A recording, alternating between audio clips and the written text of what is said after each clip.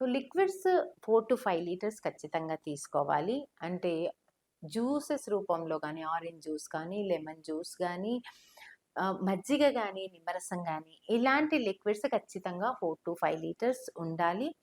దాంతో పాటు వాటర్ ఎక్కువగా ఉండే ఫుడ్ అంటే వాటర్ మిలన్ లాంటిది, స్ట్రాబెర్రీస్, బ్లూబెర్రీస్, గ్రేప్స్ ఇలాంటివి ఫ్రూట్స్ ఖచ్చితంగా డైట్‌లో ఉండాలి.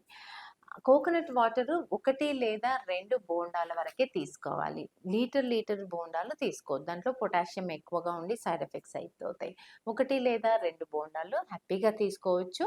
అదేవిధంగా బార్లీ గింజలు నానబెట్టి నైట్ ఒక 2 స్పూన్స్ నానబెట్టి పొద్దున ఉడికించి ఒక గ్లాస్ బార్లీ వాటర్ తీసుకోవడం వల్ల కూడా మన వాటర్ లెవెల్ ఇంప్రూవ్ అయ్యే ఛాన్స్ ఉంది. దాంతో పాటు స్ట్రెస్, టెన్షన్స్, స్లీప్ డిస్టర్బెన్సెస్ ఏమన్నా ఉంటే వాటిని ఫస్ట్ అవాయిడ్ చేయాలి.